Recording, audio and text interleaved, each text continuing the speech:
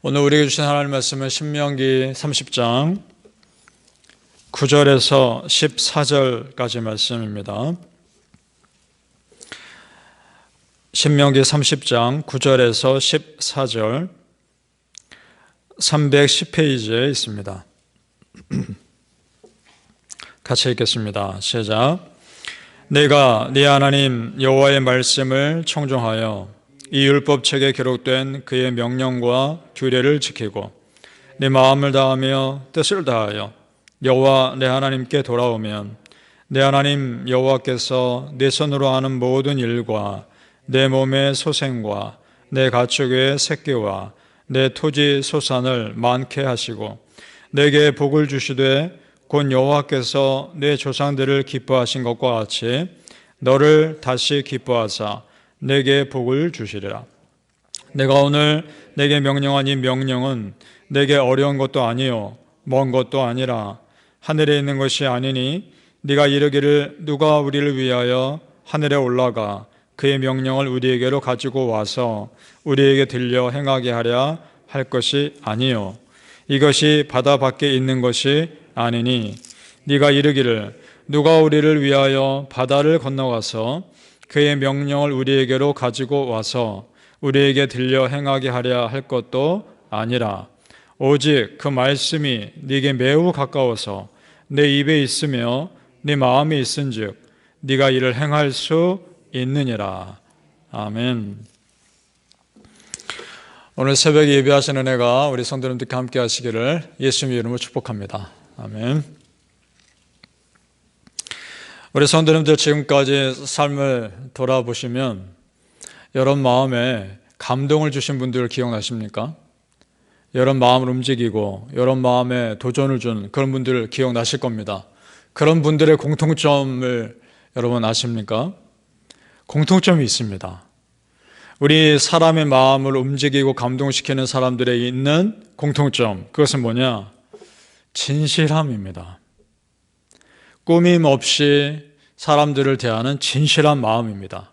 그것들이 그분들 안에 있어서 우리 마음이 움직여지는 겁니다. A라고 말하면 그분은 정말 A라고 말하는 겁니다. 속마음은 B인데 겉으로는 A라고 말하는 것이 아닙니다.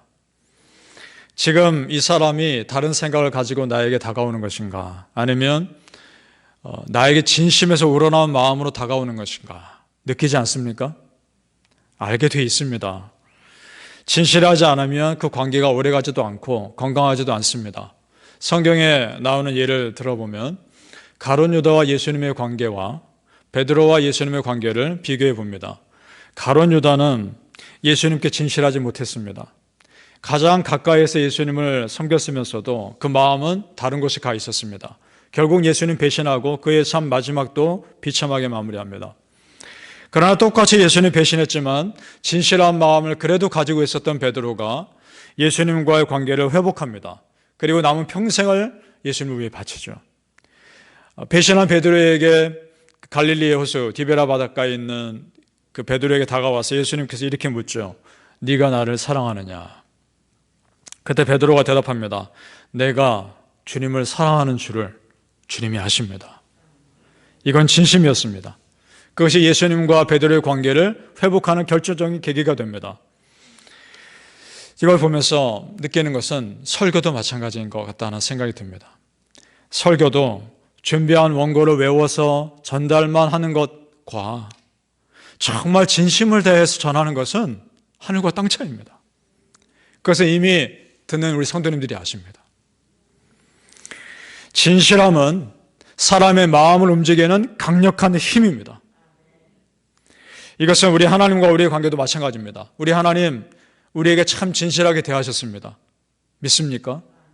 그러면 우리도 하나님 앞에서 꾸밈 없는 마음을 들으면 하나님도 우리를 그렇게 축복하십니다. 믿습니까? 우리 9절과 10절 조금 전에 읽었는데 9절과 10절이 하나로 묶여져 있죠. 천천히 읽어보겠습니다. 이 9절을 잘 보시며 하나하나 새겨가면서 같이 한번 읽어보죠. 시작.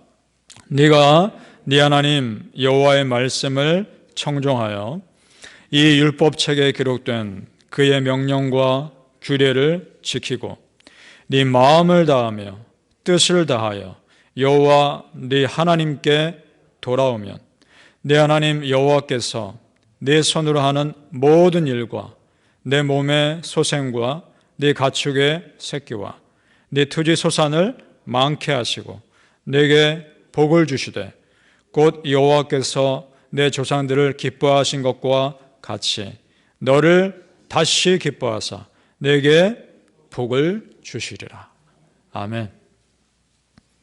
이 말씀대로 이루어지기를 축복합니다. 무슨 말씀입니까? 나에게 너희의 진실한 마음을 달라는 겁니다.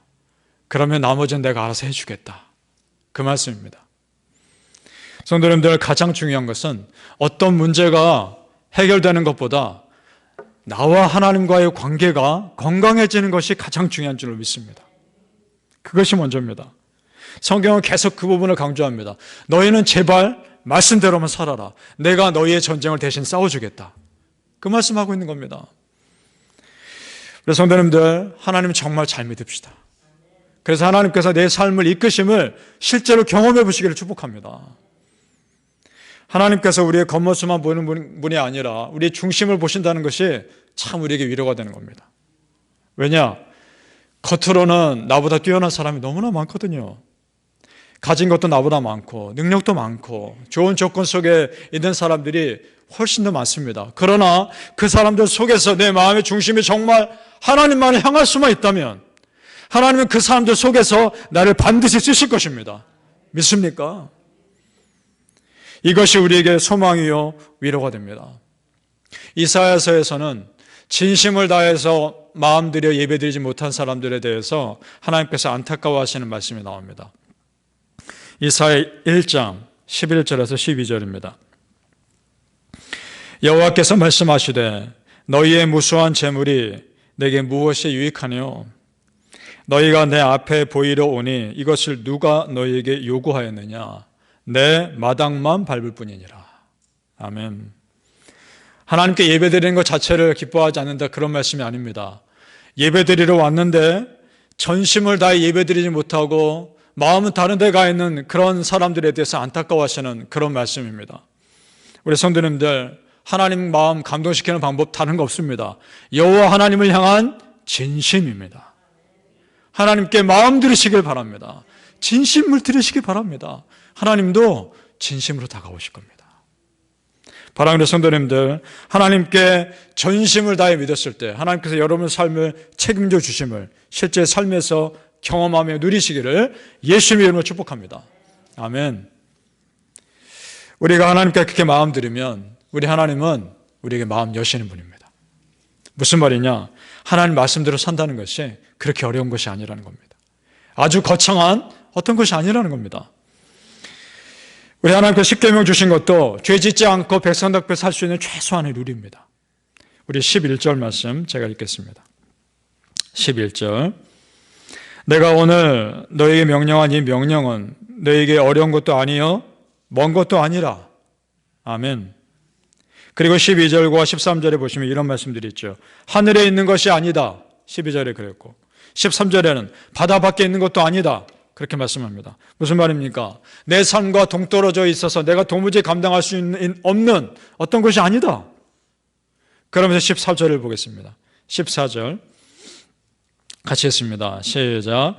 오직 그 말씀이 네게 매우 가까워서 너희 입에 있으며 네 마음에 있은즉 네가 이를 행할 수 있느니라. 아멘. 여러분 생각해 보시죠. 도무지 감당할 수 없는 말씀이라면, 나에게 정말 부담만 되는 말씀이라면 하나님이 그런 말씀 주셨겠습니까? 아니라는 겁니다. 감당할 수 있으니까 주신 것입니다. 사실 십계명은 가장 기본이죠. 하나님만 섬기고 우상 만들지 말아라. 그리고 부모를 공경하고 이웃의 것을 탐내지 말아라. 할 수 있는 것들 아닙니까? 지금도 비슷한 경우가 있습니다. 훗날 바리새인들은 말씀에 이 계속 새로운 것을 추가해서 말씀이 단순한 것, 쉬운 것이 아니라 까다롭고 어려운 것이라는 선입견을 주었죠. 지금도 비슷한 경우가 있습니다. 여러분, 그 유대인들이 지은 빌딩이나 유대인들이 운영하는 병원에 가보시면 안식일에 버튼 누르지 않고 층마다 서는 엘리베이터가 있습니다. 여러분 보신 적 있으십니까? 그 엘리베이터는 자동으로 알아서 층마다 씁니다. 안식일을 기억하여 거룩히 지켜라는 말씀을 왜곡되게 받아들여서 엘리베이터 버튼조차 누르는 일을 하지 않는 겁니다. 물론 그렇다고 우리에게 어떤 피해가 있는 것은 아니지만 말씀의 본질을 지키기보다 문자 자체에 얽매이는 거죠. 예수님도 신약성경에서 말씀의 본질과 의도보다 율법 자체로 사람들을 억누르는 바리새인들을 책망하곤 하셨습니다. 여러분, 말씀이 때로는 우리에게 물론 부담이 되죠. 그리고 또 말씀이 우리에게 때로는 찔림도 되죠. 그러나 기본적으로 하나님 말씀은 우리에게 힘이요 위로가 되는 것입니다. 믿습니까? 우리를 힘들게 하기 위해 주신 것이 아니라는 것입니다. 그 말씀 앞에 내 죄에 대한 찔림이 있을 수는 있겠으나 그렇다고 내 마음이 그 말씀에 짓눌리는 것은 하나님 의도하신 바가 아니라는 것입니다. 하나님의 그 중심과 의도를 누구보다 더 정확히 하시는 예수님께서 말씀을 풀어서 이렇게 말씀하신 경우가 있습니다. 마태복음 11장 28절에서 30절인데 여러분 다 아시는 말씀입니다. 잘 들어보십시오. 수고하고 무거운 짐진 자들아 다 내게로 오라. 내가 너희를 쉬게 하리라. 나는 마음이 온유하고 겸손하니 나의 멍에를 메고 내게 배우라. 그리하면 너희 마음이 쉼을 얻으리니 이는 내 멍에는 쉽고 내 짐은 가벼움이라 하시니라. 아멘. 예수님의 멍에, 예수님의 짐, 예수님 말씀대로 사는 삶일 겁니다. 그리고 예수 믿는 자로 살아야 할 책임일 겁니다. 그러나 이것이 쉽고 가볍다는 겁니다. 왜냐? 그 멍에를 예수님께서 같이 져주실 것이니까. 우리가 말씀의 은혜를 정말 받으면요, 말씀이 더 이상 나에게 부담이 되지 않습니다. 내가 정말 은혜 받으면 그 순간부터 말씀은 오히려 우리에게 쉼과 위로가 되는 줄 믿습니다. 말씀이 주는 쉼과 위로는 세상에 주는 것과 달라서 내 영혼을 회복하는 것인 줄 믿습니다.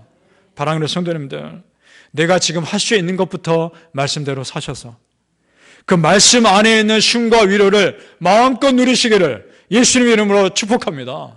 아멘. 기도하겠습니다.